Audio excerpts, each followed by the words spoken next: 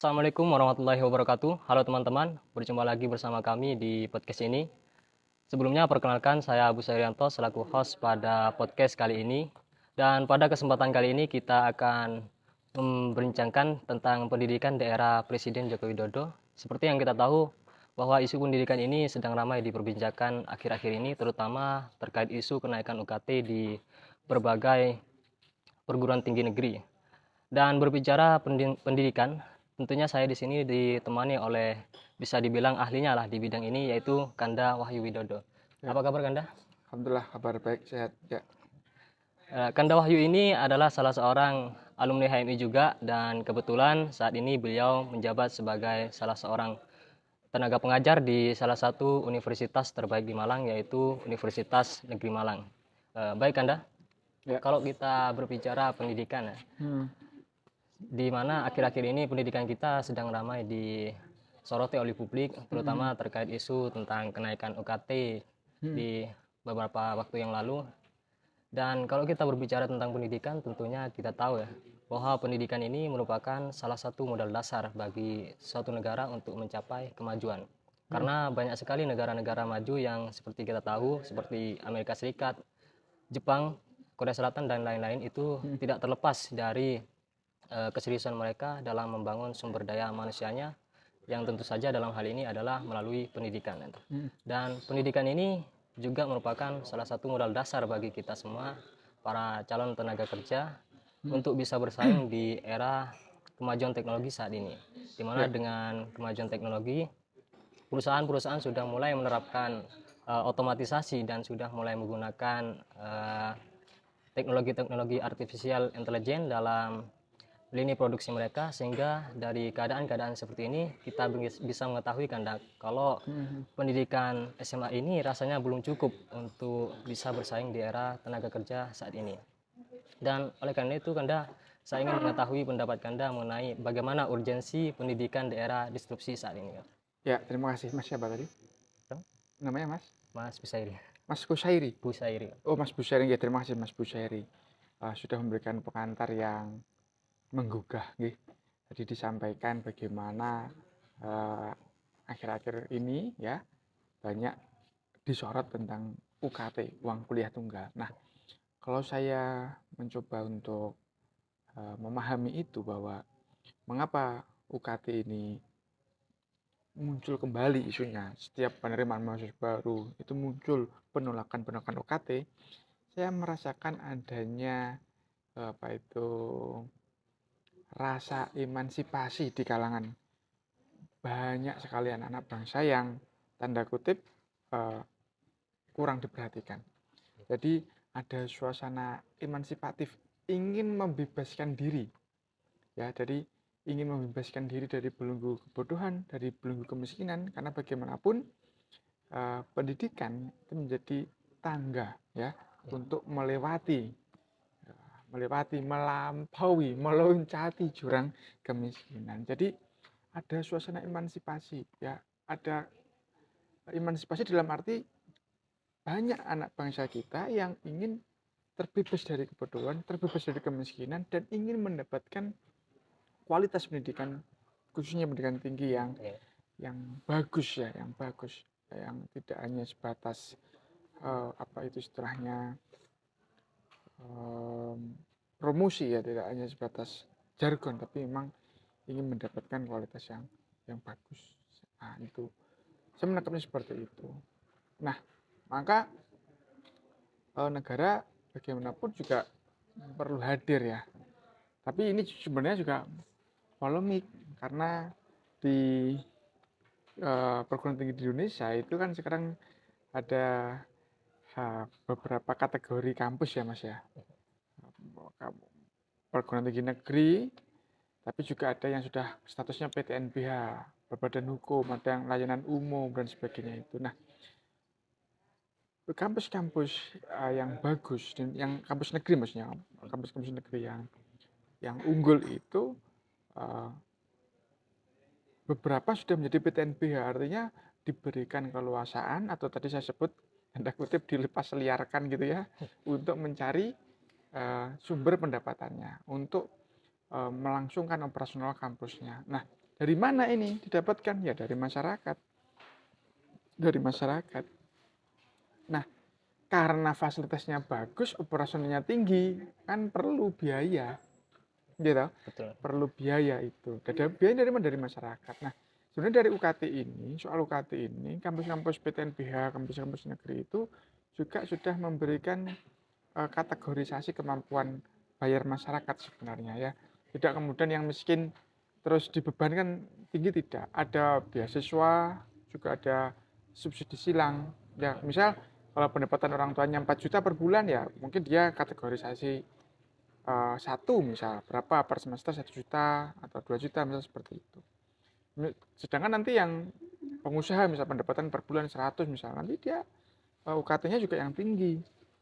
Artinya secara tidak langsung para mahasiswa dari keluarga kaya ini itu memberikan subsidi kepada mereka yang dari kalangan yang miskin misalnya, dari pendapatan ekonomi lemah misalnya seperti itu.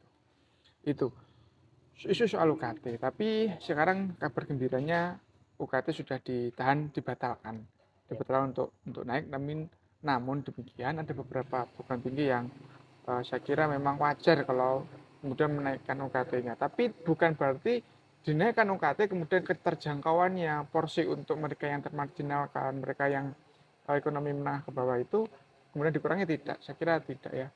Tetap dialokasikan melalui beasiswa-beasiswa dan subsidi silang. Itu kalau masalah UKT. Menariknya begini, kampus di Indonesia itu ada 4.000 sekian ya, 4.000 sekian.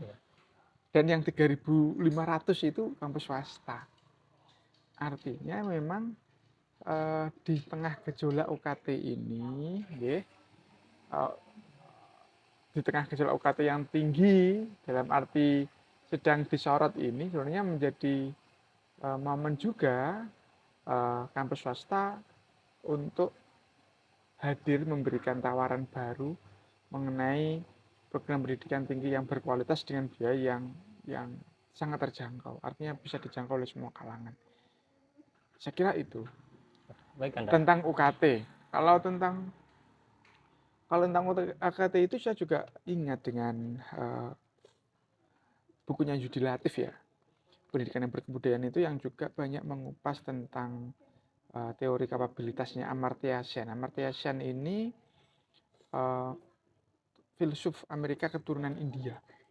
Ya, Amartya Sen, laki-laki dia. Laki-laki dia menyampaikan sebenarnya teori kapabilitas. Jadi karena pendidikan itu menjadi batu ya, batu loncatan untuk itu tadi, melompati jurang kemiskinan itu, maka yang tiga utama dari pendidikan itu adalah visi kesetaraannya. Nah, visi kesetaraan ini menurut Amartya Sen itu lekat dengan kapabilitas. Jadi kapabilitas itu kesempatan manusia, kesempatan setiap manusia untuk mendapatkan sumber daya agar dia bisa melakukan apa yang bernilai baginya. Jadi bukan melulu soal rasio guru, fasilitas dan sebagainya, tidak. Tapi apakah setiap manusia di satu negara itu memiliki kapabilitas, artinya dia memiliki kesempatan untuk melakukan hal-hal yang dianggapnya bernilai. Misal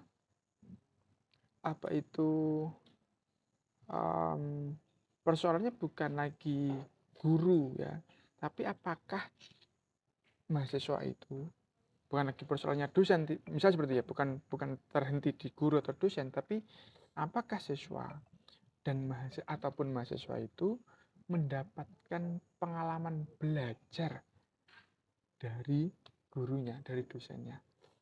Jadi bukan soal rasio ya, karena di kampus juga istilahnya disyarat juga, atau misalnya penilaian akreditasi itu rasio dosen dan siswa misalnya, dosen dan mahasiswa misal.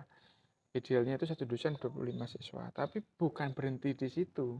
Kalau kapabilitas Sen itu menyatakan apakah 25 siswa yang diampu oleh satu dosen ini semuanya mengalami ya belajar, merasakan pengalaman belajar atau tidak. Nah itu. Nah, bukan hanya soal ketersediaan buku, tapi apakah budaya baca itu ya Ya. itu muncul di dalam diri mahasiswa. Jadi arahnya ke sana. Visi pendidikan, visi kesetaraan itu arahnya ke sana bahwa setiap manusia di Indonesia ini memiliki kesempatan yang sama untuk mengakses hal-hal yang bernilai bagi dirinya. Bernilai bagi saya mungkin berbeda dengan bernilai bagi Mas Bu Sori. Jadi begitu. Itu visi kesetaraan. Nah, maka visi kesetaraan itu juga menekankan tadi ya selain kesempatan, potensi-potensi yang harus dihadirkan negara kepada rakyatnya, juga menekankan kepada fungsi agensi. Menekankan bahwa mahasiswa itu adalah pelaku. Artinya partisipasi aktif di mahasiswa. Ya, menjadi pelaku atas apa yang dianggapnya bernilai itu. Ya, misal saya nggak nih apa itu merasa kalau magang itu nggak perlu lah, ya sudah nggak usah magang misalnya. Yang dianggapnya bernilai yang mana, pilihan-pilihan kegiatan pembelajaran itu. Itu visi kesetaraan. Kemudian juga visi kesejahteraan. Bahwa pendidikan itu diarahkan untuk mencapai kesejahteraan. Nah, kesejahteraan seperti yang saya sering sampaikan di teman-teman itu kan, jadi kesejahteraan itu munculnya fungsi positif dalam diri setiap manusia itu. Fungsi positif itu apa? Menghadapi kesulitan bisa mengatasi, punya peluang bisa mengoptimalkan. Kiranya seperti itu. Jadi sejahtera. Nah, kemudian terakhir itu fungsi kemajuan. Bagaimana pendidikan ini mengakumulasi kecerdasan manusia. Ya, berarti pendidikan tinggi di Indonesia itu apa? Mengakumulasi kecerdasan yang ada di dalam diri manusia Indonesia untuk menjadi sebuah entitas ekonomi pengetahuan yang baru. Jadi ekonomi pengetahuan, bukan ekonomi bahan mentah, tetapi ekonomi pengetahuan. Jadi diarahkan ke sana. Nanti bisa kita lanjutkan ya. Baik Kanda, untuk selanjutnya ini Kanda, kalau kita melihat segala macam persoalan yang tengah terjadi di pendidikan kita, terutama di era Presiden Joko Widodo ini, Pak, itu menurut Kanda apa perbedaan signifikan antara pendidikan daerah sebelum Presiden Jokowi memerintah dan pada saat Presiden Jokowi memerintah? Ya, kalau saya coba ikuti, saya tidak bermaksud mengevaluasi pemerintahan Jokowi, tidak. Tapi kalau saya mengikuti, prioritas pembangunan manusia itu kan di detik-detik terakhir ini toh. Tapi sebenarnya keberanian Jokowi memilih Menteri Pendidikan dari kalangan yang muda itu menjadi pembeda, ya. Menjadi pembeda dan bagaimana pendidikan operasionalnya banyak digerakkan oleh teknologi digital. Saya kira itu. Kemudian muncul program kampus merdeka dan sebagainya, itu saya kira bagus ya. Utamanya pada yang pertukaran mahasiswa itu ya, pertukaran mahasiswa yang misal mahasiswa Riau ke Malang, mahasiswa Malang ke Papua dan sebagainya itu. Jadi ada pertukaran kebudayaan, itu akan menjadi kader-kader bangsa Indonesia yang mereka yang mengalami benturan-benturan budaya yang berbeda-beda itu. Jadi dia akan merasakan bagaimana keindonesiaan itu. Kalau mahasiswa dulu kalau kuliah di Malang ya udah di Malang aja kan, dia nggak punya pengalaman lintas budaya itu. Nah, program-program itu yang saya kira bagus, termasuk menghadirkan menghadirkan praktisi profesional ke dalam kelas itu juga bagus. Yang saya sedikit janggal itu ya soal magang sebenarnya ya, soal magang, karena begini kan, kalau eranya maju disrupsi itu maka perlu ditekankan yang namanya kolaborasi. Nah, syarat kolaborasi itu adalah ahli, punya keahlian. Jadi kita nggak bisa berkolaborasi kalau kita nggak punya keahlian. Apa yang kita kolaborasikan? Ya bekerja bersama-sama, bukan kolaborasi kan gitu.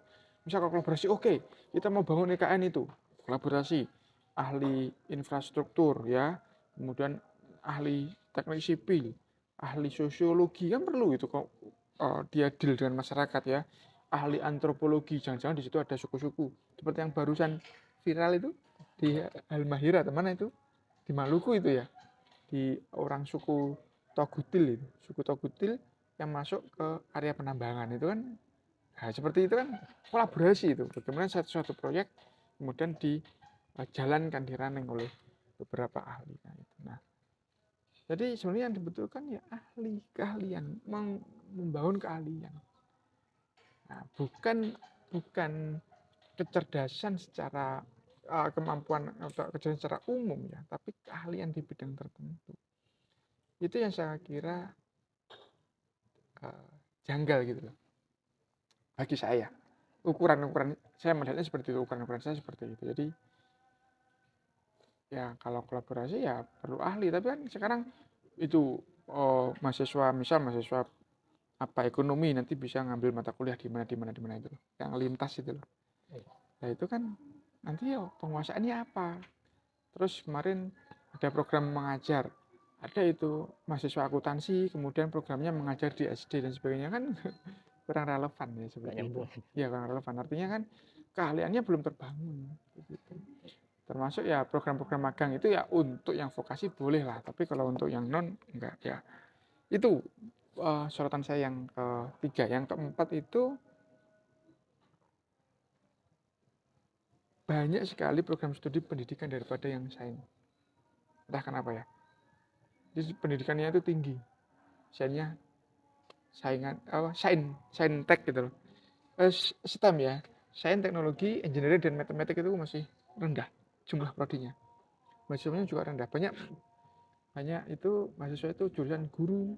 Nah, itu banyak, tapi yang jurusan fisika yang berdekatan dengan teknologi maju untuk ekonomi pengetahuan itu yang kurang sedikit yang kurang gitu. Menurut saya gitu ya, perbandingan dengan sebelumnya itu. Dan saya pikir pemerintahan Jokowi mendukung betul bagaimana program-program Kementerian Pendidikan itu dijalankan, termasuk digitalisasi dan ya program-program untuk kebangsaan tadi ya, pertukaran mahasiswa itu. Saya kira itu. Baik Anda.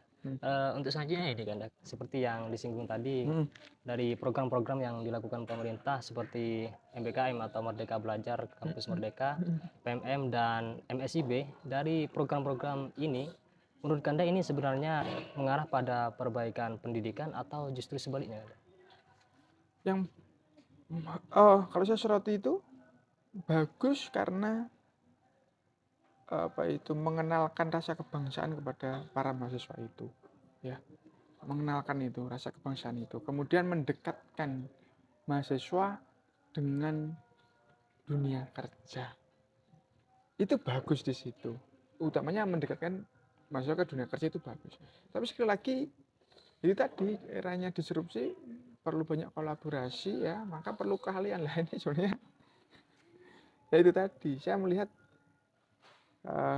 kurang berfokus pada membangun keahlian. Nah, terus juga kita itu perlu kita bedakan ya, mana mahasiswa yang dia memang jalurnya itu jalur sains. Ya, dalam arti memang dia jalurnya itu jalur ilmuwan. Mana yang jalur profesional gitu ya.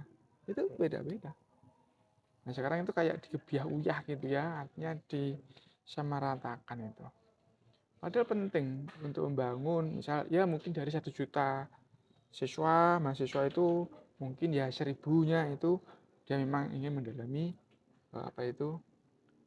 sains, jadi menjadi seorang ilmuwan. Ini ya perlu diakomodir ya, tidak hanya magang di dunia kerja. Kalau pandangan saya kok seperti itu. Baik Anda, untuk selanjutnya ini Anda. Kalau kita melihat salah satu misi Presiden Jokowi yaitu adalah meningkatkan sumber daya manusia kita, terutama untuk menyambut Indonesia Emas pada tahun 2045 nanti kan.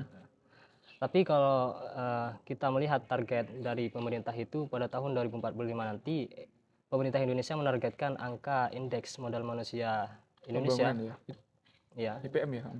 HCI kan, indeks Human Capital Index itu berada pada angka 0,75 kan. Tapi kalau kita melihat pada Sekarang 2020 kemarin kan, berapa? itu angka HCI Indonesia berada pada angka 0,54. Ini tentu jauh sekali bila kita bandingkan dengan negara-negara ASEAN lainnya seperti Singapura yang sudah mencapai angka 0,88 Oh iya dan betul. Vietnam yang sudah mencapai angka 0,69. Oh, Kalau iya. melihat keadaan seperti ini kan rasa-rasanya misi untuk meningkatkan sumber daya manusia ini bukanlah tugas yang mudah kan. Ya, jadi Indonesia cemas ya, nggak Iya. jadi emas jadi cemas. Menurut Tapi Kanda dari misi ini untuk meningkatkan sumber daya manusia di tahun 2045 nanti ini akan benar-benar tercapai atau hanya berakhir sebatas wacana kan? tapi gini, Indonesia cemas itu memang dirasakan sekarang ya. Saya itu merasakan mungkin 3 hari yang lalu itu kan ada kabar itu bahwa pengangguran Gen Z di Indonesia itu 22,5%. Hampir 10 juta pemuda usia 19 sampai 24 itu nganggur. Loh ini kan ya cemas. Padahal tiap tahun ini akan banyak sekali lulusan dari Gen Z ini. Ya. Nah, sebenarnya itu terjadi karena lapangan pekerjaannya yang nggak ada. Lapangan pekerjaan yang nggak ada. Ya. Bisa kita punya tuh prodi-prodi yang hebat, yang bagus-bagus ya. Prodi-prodi STEM misalnya, yang desain, teknologi, engineering, dan matematik itu yang bagus-bagus. Tapi setelah lulus nggak ada pekerjaannya. Artinya nganggur. Terus mereka banyak yang menjadi diaspora ke luar negeri gitu. Kan Indonesia kekurangan lapangan kerja. Itu. Ya cemas. Kalau soal HC itu apa ya? Kalau saya melihat, kalau IPM itu salah satunya adalah lama manusia mengikuti pendidikan. Lamanya warga mengikuti pendidikan itu. Artinya memang sekarang di Indonesia berapa yang sudah lulus S1 kan? Berapa persen dari penduduk Indonesia? Kalau saya kemarin melihat tuh angka di S3 itu malah 0,0 berapa itu. Berarti 0,0 sekian persen dari total populasi Indonesia. Artinya yo kalau ingin menaikkan HCI maka aksesibilitas ke pendidikan tinggi itu perlu diluaskan. Artinya dibuat terjangkau. Nah, dibuat terjangkau itu kalau kita melihat peta pendidikan tadi dari 4.000 yang 3.500 adalah kampus swasta, maka pemerintah perlu memperhatikan kampus swasta lebih lagi. Yo.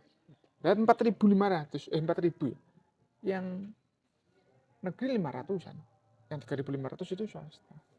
Artinya 50% lebih mahasiswa Indonesia itu ada di kampus swasta. Dan angka itulah yang kemudian berkontribusi pada naiknya HCI. Itu ya udah. Itu. Kalau saya ya itu tadi muncul kecemasan ya. Jangankan HCI sekarang aja, jangankan 2045, sekarang 2024 10 juta nganggur Gen Z. Kalau ini tidak ditangani, tahun depan sudah ada lulusan lagi. Tahun depannya sudah ada lulusan lagi. Ya, itu. Kalau saya baca, karena itu tadi, nggak match. Jadi, lapangan pekerjaannya nggak ada. Kita mendidik manusia-manusia super, setelah lulus, dia ngapain gitu. Ya, wahana untuk bagaimana?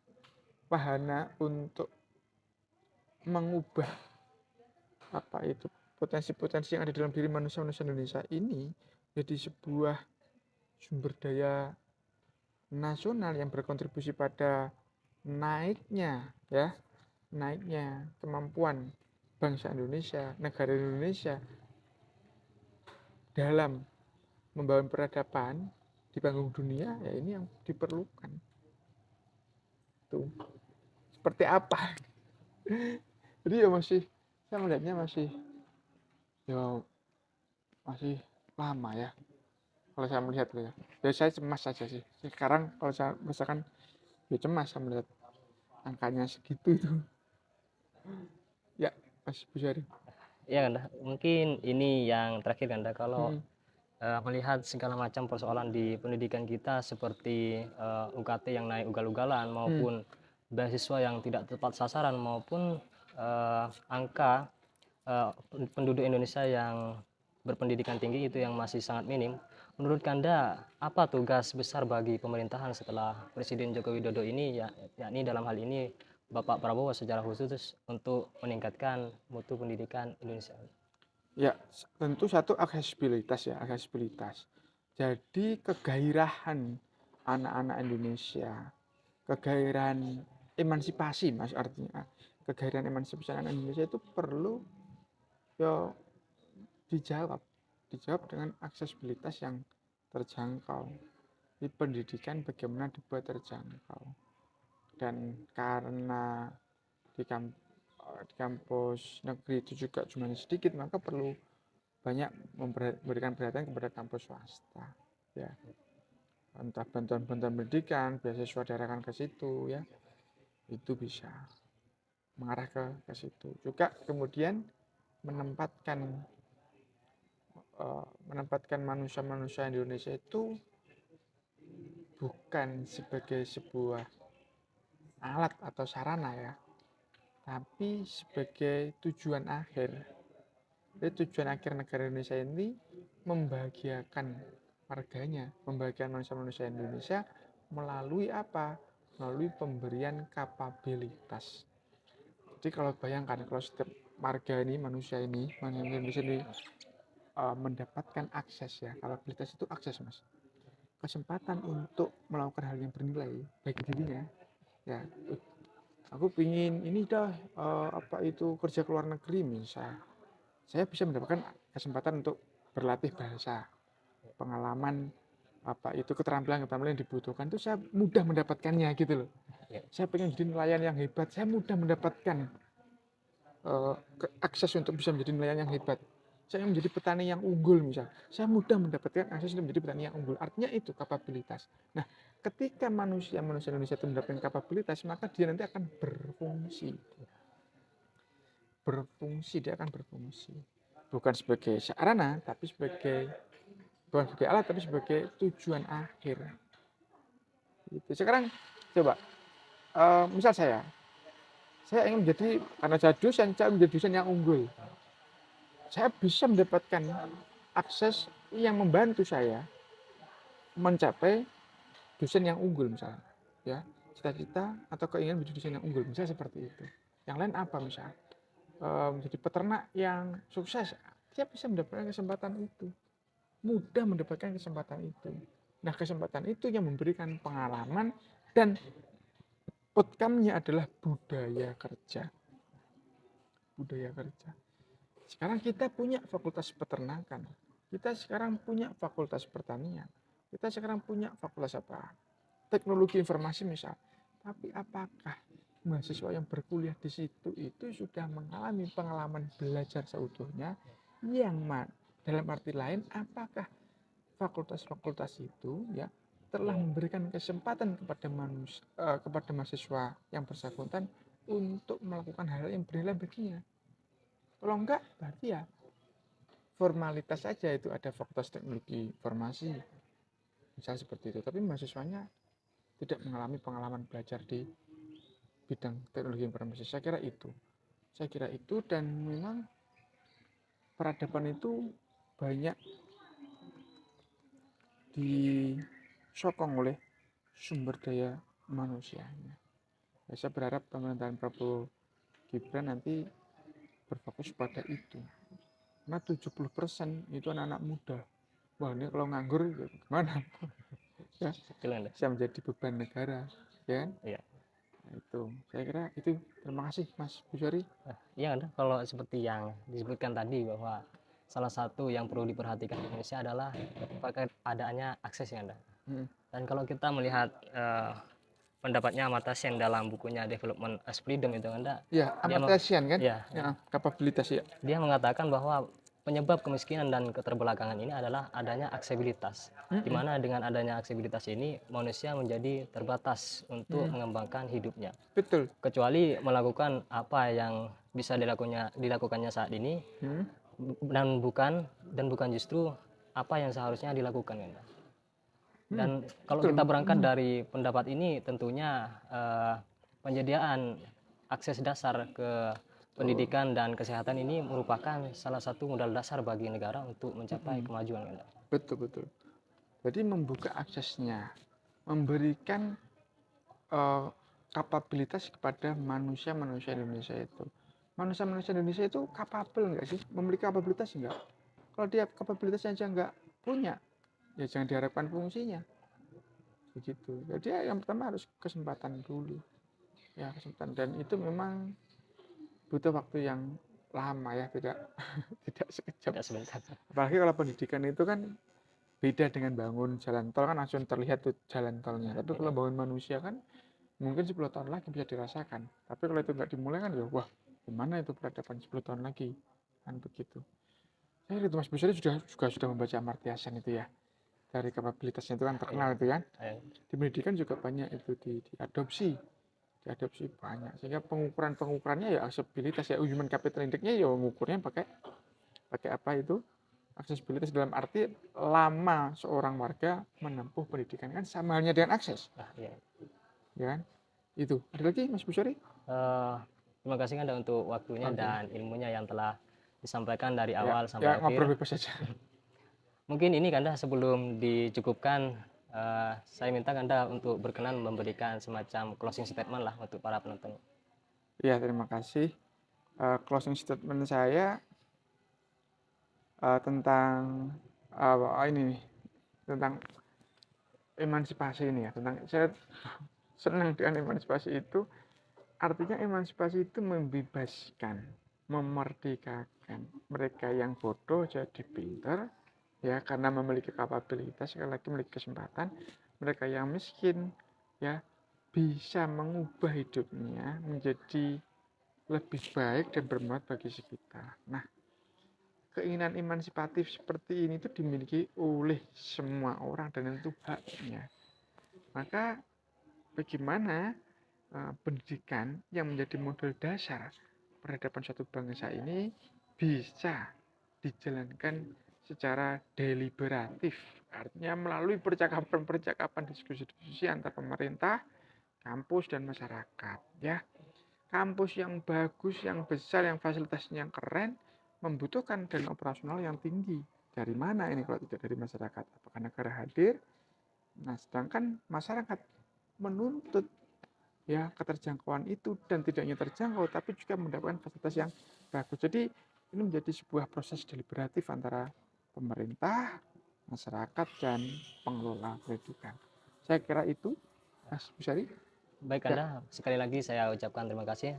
Teman-teman, Ya. mungkin sampai di sini dulu video kita kali ini. Kita bertemu lagi di kesempatan-kesempatan berikutnya yang tentu saja dengan menghadirkan tema dan pembahasan yang tidak kalah menarik dari pembahasan kita hari ini. Dan semoga apa yang kita dengarkan dari awal sampai akhir menjadi tambahan wawasan bagi kita semua dan semoga bisa bermanfaat bagi kita semua di kemudian hari nanti. Itu saja dari saya, kurang lebihnya saya mohon maaf. Yakinkan dengan iman, usahakan dengan ilmu, sampaikan dengan amal, yakin usaha sampai dengan iman, ilmu amal. Wassalamualaikum warahmatullahi wabarakatuh. Waalaikumsalam warahmatullahi wabarakatuh. Ya, terima kasih Mas Busari.